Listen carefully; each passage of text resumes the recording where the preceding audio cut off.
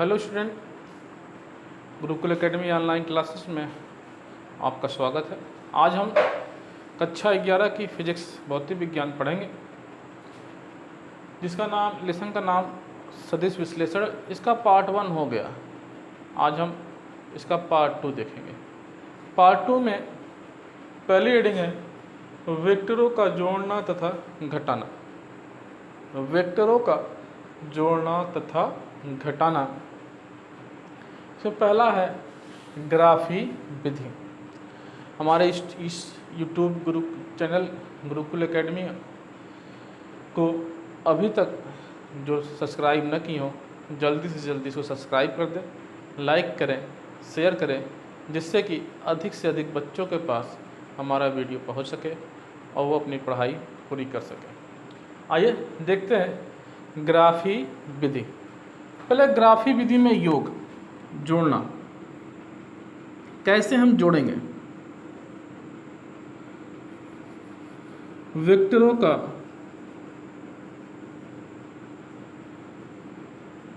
योग, पहला point. Heading है वेक्टरों का जोड़ना तथा घटाना। इसमें पहली हेडिंग है ग्राफी विधि द्वारा। आइए हम वेक्टरों का योग सीखें। जैसे दो वेक्टर दिया हो, ये आपका वेक्टर ए है और एक वेक्टर और दिया हो, ये आपका वेक्टर बी। इनका हमें योग करना है। कैसे जोड़ेंगे, आइए सीखते हैं कैसे ये जुटेगा।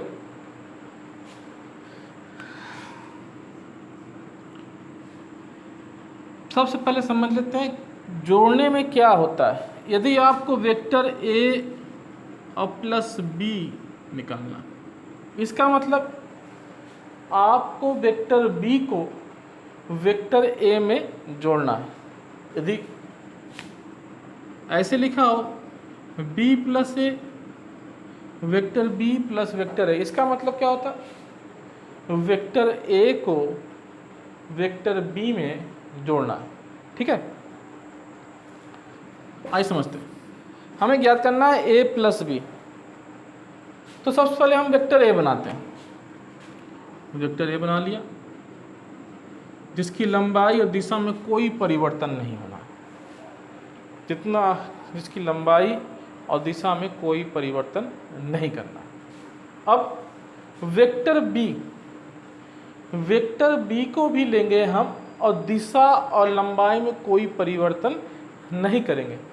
वेक्टर बी के टेल को, पीछे वाले हिस्से को, टेल को वेक्टर ए के हेड से जोड़ देंगे, लेकिन ध्यान रहे दिशा परिवर्तित न होने पाए। मैंने क्या कहा, वेक्टर बी के टेल को वेक्टर ए के हेड से जोड़ देंगे। जोड़ दिया, ऐसे आपका ये वेक्टर बी हो गया। अब वेक्टर ए के टेल को वेक्टर बी के हेड से मिला देंगे। ये आपका आर हो गया। आर बराबर vector A plus vector B. ठीक है, इसको रिजल्टेंट करते हैं, परिणाम। आइए समझते हैं एक बार फिर से। ए प्लस बी निकालना है आपको, तो सबसे पहले वेक्टर ए खींच लेंगे। खींच दिया वेक्टर ए। अब वेक्टर ए के हेड में वेक्टर बी के टेल को मिला देंगे, लेकिन बी की दिशा परिवर्तित न होने पाए, तो मैंने बी के टेल को ए के हेड से मिला दिया। अब उसके बाद एक परिणामी वेक्टर खींच दीजिए आप, वेक्टर ए के टेल से वेक्टर बी के हेड तक। आइए आपका वेक्टर ए प्लस बी, दोनों वेक्टरों का योग हो गया। ठीक है, आइए इसी प्रकार देखते हैं।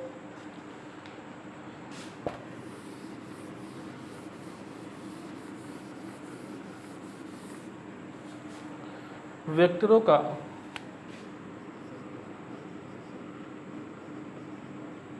घटाना या अंतर। वेक्टरों का अंतर फिर से लेते हैं हम दो वेक्टर, वेक्टर ए और ये आपका वेक्टर बी। आपको क्या करना, अंतर करना, मतलब a माइनस बी निकालना।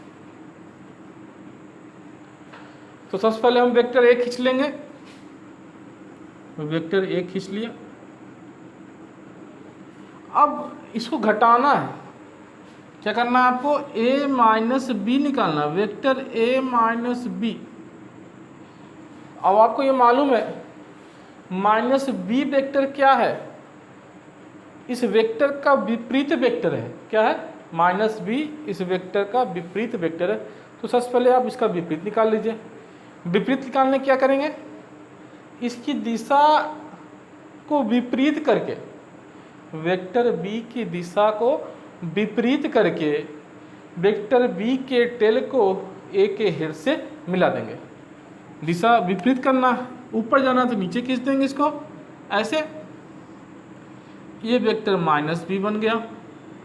अब वेक्टर ए के टेल को वेक्टर बी के हेड से मिला देंगे, अभी रिजल्टेंट बन जाएगा, क्या लिखेंगे इसको, vector A minus vector B. आइए फिर समझते हैं। सबसे पहले मैंने वेक्टर ए खींचा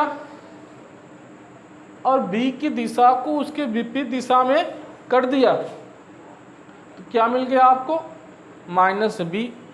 तो बी के टेल को ए के हेड से मिला दिया उसके विपरीत दिशा करके, उसके बाद ए के टेल को बी के हेड से मिला दिया, आपको मिलेगा क्या, वेक्टर, परिणामी vector, vector A minus vector B.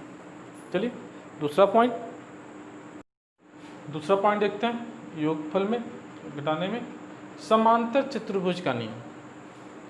आइए समझते हैं। कहा था समांतर चतुर्भुज के बारे में कि यदि दो वेक्टरों को किसी समांतर चतुर्भुज के दो संलग्न भुजाओं द्वारा प्रदर्शित करें तो उनका परिणामी परिमाण और दिशा में उस समांतर चतुर्भुज के विकर्ण द्वारा प्रदर्शित होता है। इसे ही समांतर चतुर्भुज का नियम कहते हैं। आइए समझते हैं पूरी बात को। कहा गया दो वेक्टर मान लेते, माना दो वेक्टर, वेक्टर ए और वेक्टर बी है।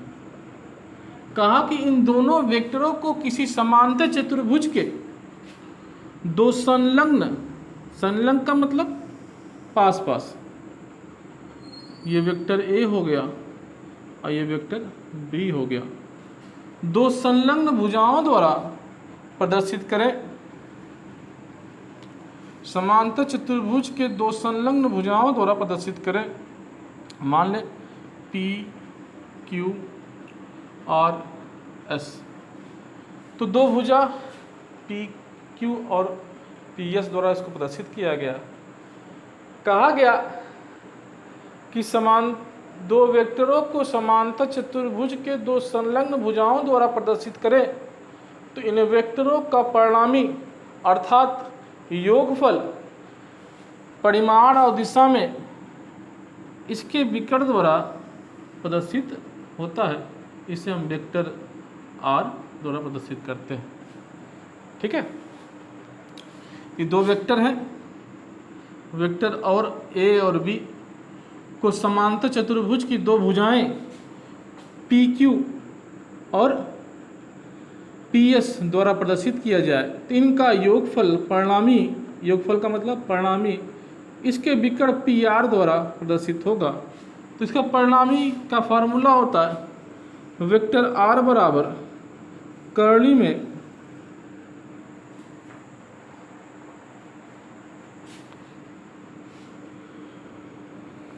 परिणामी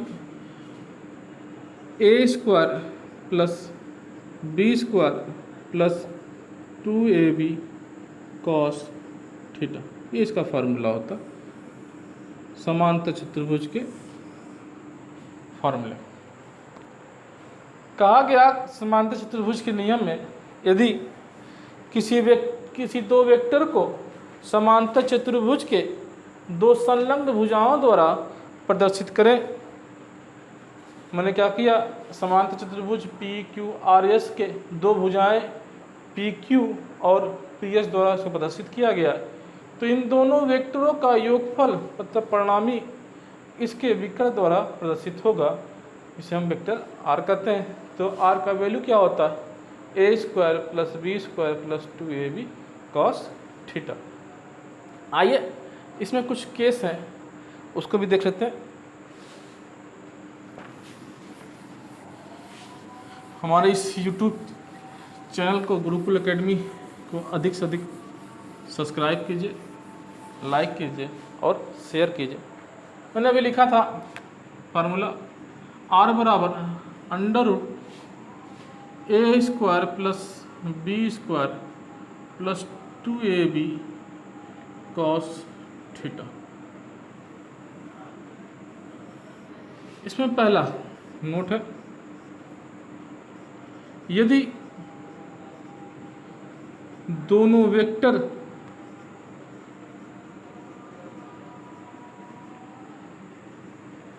एक ही दिशा में हो, तो यदि दोनों वेक्टर एक ही दिशा में हो, जब दोनों वेक्टर एक ही दिशा में होगा तो उनके बीच का कोण थीटा बराबर क्या होगा, 0, और कास 0 अंश का मान कितना होता है, 1। तो हम रखेंगे यहाँ पे R बराबर A square plus B square plus 2ab cos 0 अंश R बराबर क्या लिखेंगे इसको, A square plus B square plus 2ab और cos 0 का मान 1। इसको लिख सकते हैं हम R बराबर under root A square plus B square गुणा करेंगे आपका 2ab आएगा। इसको लिखते हैं a प्लस बी का होल स्क्वायर, तो R बराबर a प्लस बी। ये परिमाण होगा जब दोनों वेक्टर एक ही दिशा में होंगे। आइए फिर समझते हैं। कहा गया दोनों वेक्टर जब एक ही दिशा में हो तो उनका योगफल क्या होगा।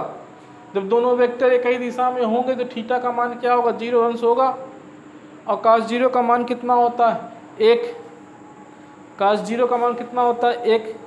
आइए रखते हैं इसको फार्मूले में, जहाँ थीटा है वहाँ क्या लिखेंगे, 0 अंश लिखेंगे, और cos 0 का मान कितना होता है, 1। 1 का गुणा करेंगे 2ab आएगा, तो A square plus B square plus 2ab हो जाएगा। और इसका फार्मूला होता है a प्लस बी का होल स्क्वायर। इसका वर्गमूल निकाल लेंगे तो a प्लस बी ही आपको मिलेगा। आइए दूसरा देखते हैं।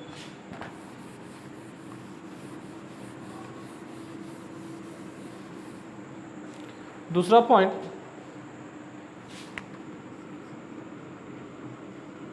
जब दोनों वेक्टर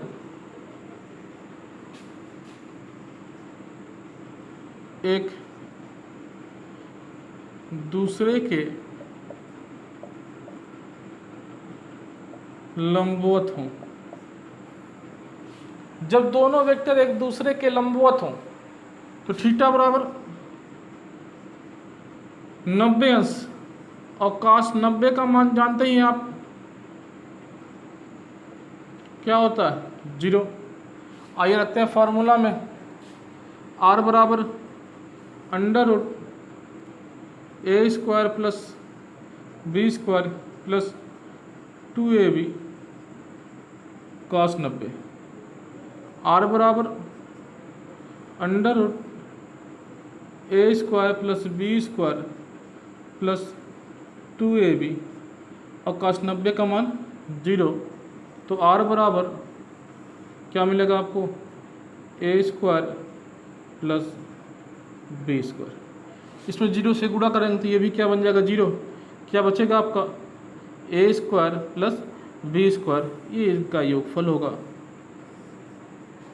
जब दोनों वेक्टर एक दूसरे के लंबवत हो तो उनका योगफल r बराबर √a² प्लस b²। आइए समझते हैं पूरी बात को फिर से। कहा गया जब दोनों वेक्टर एक दूसरे के लंबवत हो तो थीटा बराबर क्या होता है, 90 अंश होता है, और काश 90 का मान कितना होता है, 0 होता है। फार्मूले में रखेंगे जहाँ काश थीटा है वहाँ काश 90 और 90 का मान 0, 0 का गुणा कर देंगे तो 0 बन जाएगा। क्या बचेगा, a² प्लस b²। इसका परिणाम ही हो जाएगा, क्या परिणाम हो जाएगा, कर्ली में a² प्लस b²। आइए तीसरा पॉइंट देखते हैं।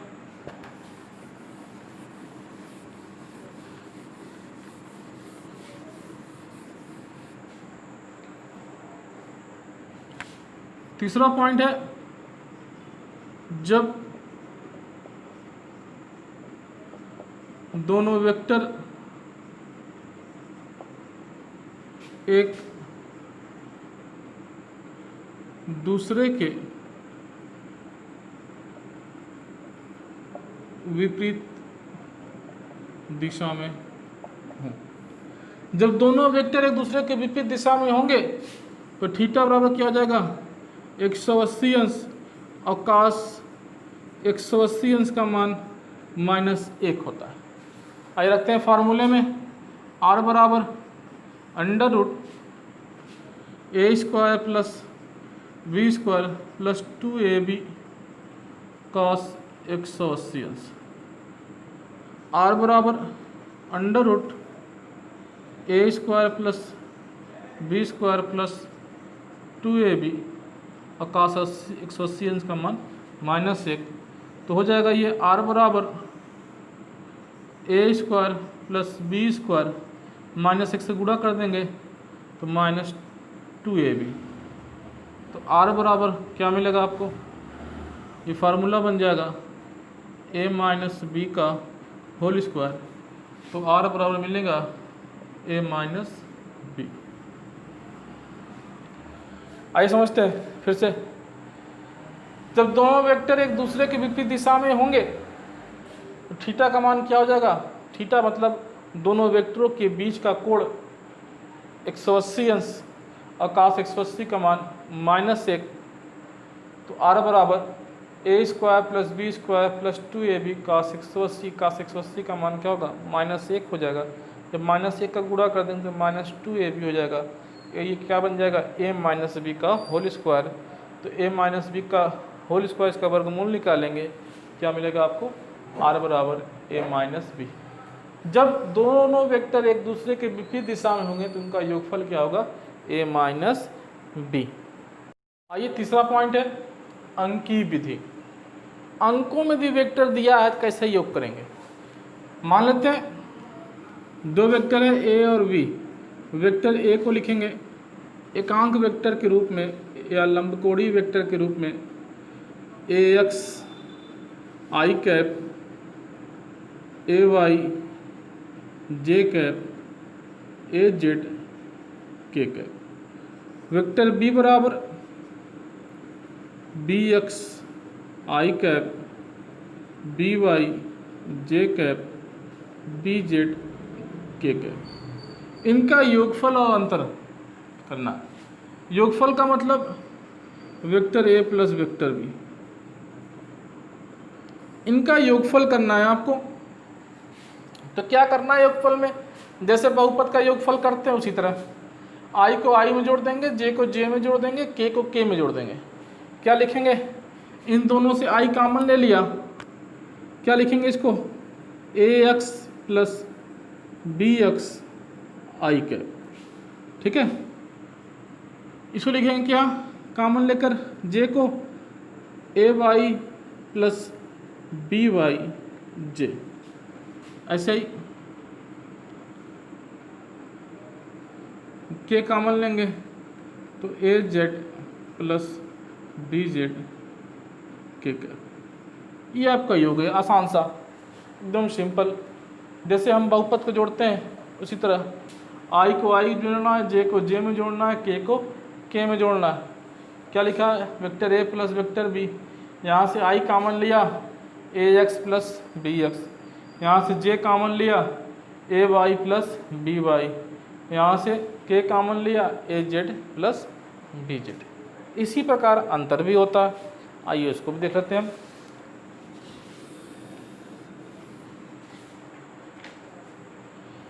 क्या निकालना आपको, vector A minus vector B. अंतर निकालने के लिए बस आपको चिन्ह बदलना पड़ेगा, जहाँ माइनस होता है वहाँ प्लस कर देते हैं, जहाँ प्लस होता है वहाँ माइनस।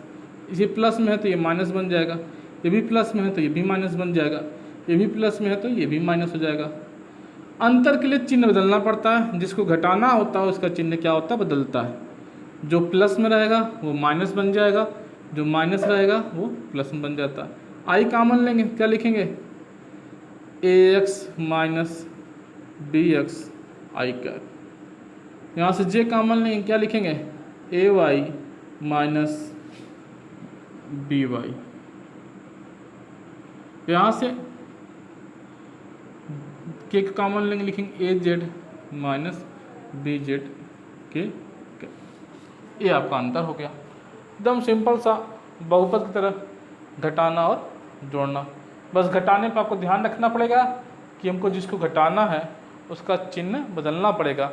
यदि प्लस में है तो उसको माइनस, यदि माइनस में है उसका तो प्लस। आइए चलते हैं आगे। आइए अगली रीडिंग है, देखते हैं। किसी वेक्टर का वियोजन या घटक, बहुत इंपॉर्टेंट चीज़ है घटक, बहुत ध्यान से समझिएगा। एक बार हम आपको समझाएंगे, फिर इसको शॉर्ट फॉर्म भी समझा देंगे कैसे किसी वेक्टर का किसी राशि का वियोजित किया जाता है। आइए बहुत ध्यान समझते हैं, क्योंकि जब तक फिजिक्स पढ़ा जाएगा तब तक घटक की ज़रूरत कहीं ना कहीं पड़ती रहेगी, इसलिए बहुत ध्यान समझिए। और इसके अलावा कहीं भी और सिलेबस में घटक पढ़ने को नहीं मिलता। आइए पहले परिभाषा देखते हैं। यदि हम किसी वेक्टर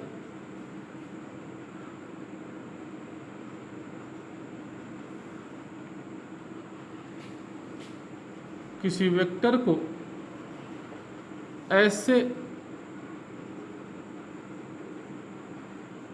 दो वेक्टरों में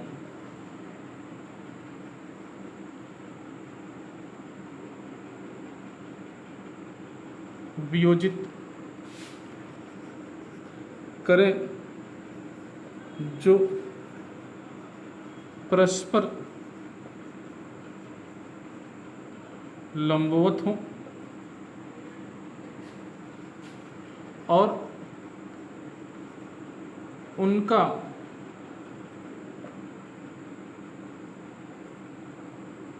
संपूर्ण मान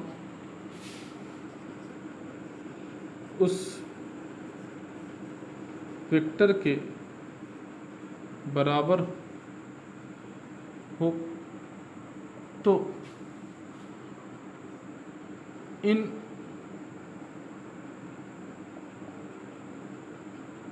वियोजित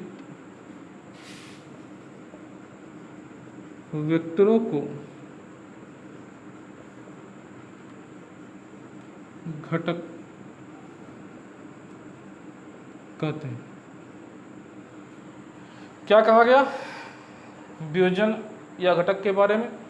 यदि किसी वेक्टर को ऐसे दो वेक्टरों में वियोजित करें, मतलब उसको दो भागों में बांट दिया जाए जो आपस में क्या हो, परस्पर लंबवत हो, और उनका संपूर्ण मान उस वेक्टर के बराबर हो जिसका वियोजन किया गया, उसका उस वेक्टर के बराबर हो, तो इस वियोजित वेक्टरों को हम घटक कहते हैं। आइए समझते हैं फिर से एक बार। यदि किसी वेक्टर को ऐसे दो भागों में या ऐसे दो वेक्टरों में वियोजित किया जाए, मतलब बांट दिया जाए, जो आपस में क्या हो, लंबवत हो, तो उनका संपूर्ण मान उस वेक्टर के बराबर हो, तो इस वियोजित भाग को हम घटक कहते हैं। आइए इसका समझते हैं ग्राफ से।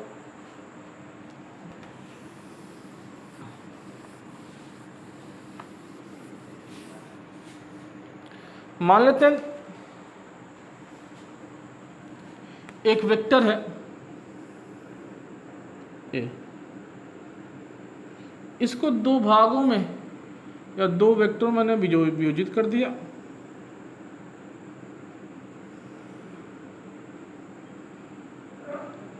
AX और AY, और यहाँ से थीटा कोण बनाता है।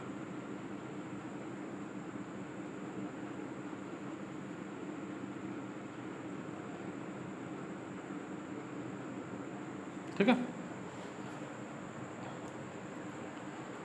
एक वेक्टर A है जिसको मैंने दो वेक्टरों में बांट दिया, वेक्टर AX और वेक्टर AY। इसे हम क्षैतिज घटक कहते हैं, इसे हम ऊर्ध्वाधर घटक कहते हैं। ये एक समतल है, आयताकार समतल के रूप में बना है, और ये दोनों वेक्टर AX और AY आपस में क्या है, लंबवत है। तो हम त्रिभुज देते हैं O P Q R। एक आयत है O P Q R, इसी में आइए इसका मान निकालते हैं।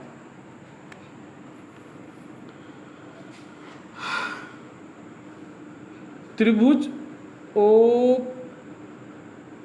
Q R में साइन थीटा क्या होता है, साइन थीटा बराबर लंब बटे कड़। तो लंब क्या होगा QR, और कड़ क्या होगा, यदि यहाँ 90 अंश बनता है तो क्या हो जाएगा आपका OQ। समझ ध्यान से, मैंने त्रिभुज OQR में साइन थीटा बराबर लिया। साइन थीटा का क्या होता है, लंब बटे कड़ होता है। लंब क्या है, ये OR, और कड़ क्या है, लंब क्या है QR, और कड़ क्या है OQ। तो साइन थीटा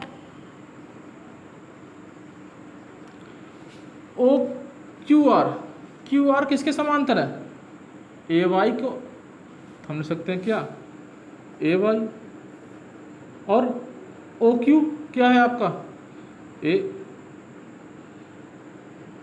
वेक्टर A। तो साइन थीटा बराबर मैंने क्या लिखा, QR को AY, क्योंकि QR AY के समांतर है, और OQ आप देख ही रहे हैं A। तो क्या लिखेंगे हम, तो तिरछा गुणा कर देते हैं कि AY बराबर vector A sine theta, AY बराबर वेक्टर A साइन थीटा। इसे हम ऊर्ध्वाधर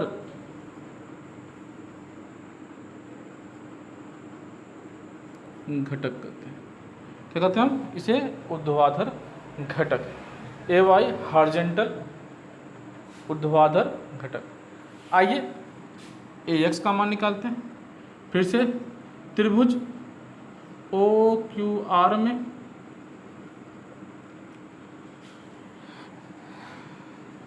अब cos थीटा, cos थीटा क्या होता है, आधार बटे कड़। आधार क्या है OR, और कड़ क्या है OQ। cos थीटा OR की वैल्यू वेक्टर AX, और कड़ क्या है वेक्टर A। क्या लिखेंगे हम, वेक्टर AX बराबर vector A cos theta. AX क्या आपका, ये क्षैतिज घटक। तो मैंने क्या किया, वेक्टर A को दो घटकों में बांट दिया, ऊर्ध्वाधर और क्षैतिज। ऊर्ध्वाधर क्या, AY, और AX क्या क्षैतिज। और ऊर्ध्वाधर घटक क्या निकला आपका, AY बराबर A साइन थीटा, और क्षैतिज घटक क्या निकला, AX बराबर A cos थीटा। तो वेक्टर A का क्षैतिज घटक AX A cos थीटा, अब वेक्टर ए का ऊर्ध्वाधर घटक ए वाई बराबर ए साइन थीटा।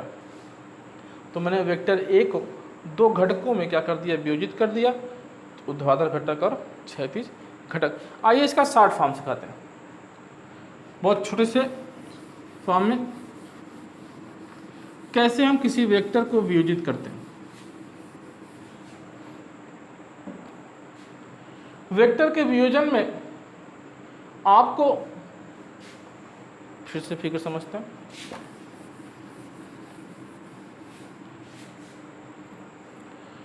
मान लेते हैं इस वेक्टर ए का वियोजन करना दो भागों में, क्षैतिज और ऊर्ध्वाधर, और थीटा यहाँ से बन रहा है इस अक्ष से।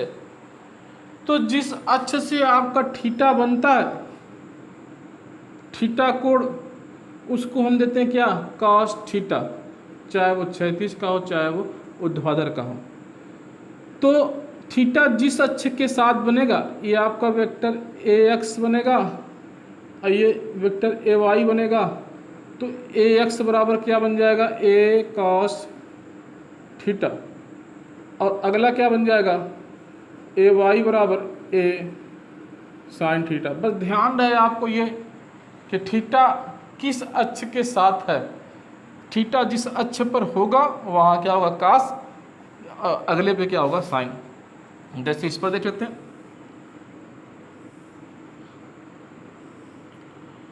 इस वेक्टर ए का दो भागों में बांटना, ये एक्स ये ए वाई, थीटा ऊर्ध्वाधर के साथ बन रहा है। तो क्या लिखेंगे इसको, ए वाई बराबर ए कॉस थीटा, यहाँ क्या लिख देंगे, ए एक्स बराबर ए साइन थीटा। तो बहुत आसान सा तरीका होता है घटक बांटने का। जिस अक्ष के साथ थीटा बना रहेगा उसे हम कॉस थीटा देंगे और अगले अक्ष को साइन। आज के लिए बस इतना ही। हमारे इस YouTube चैनल को अधिक से अधिक सब्सक्राइब कीजिए, लाइक कीजिए, शेयर कीजिए, जिससे अधिक से अधिक बच्चों के पास पहुँचे और अपनी वो पढ़ाई पूरी कर सकें। Okay, thank you. घर रहिए, मस्त रहिए और पढ़ते रहिए।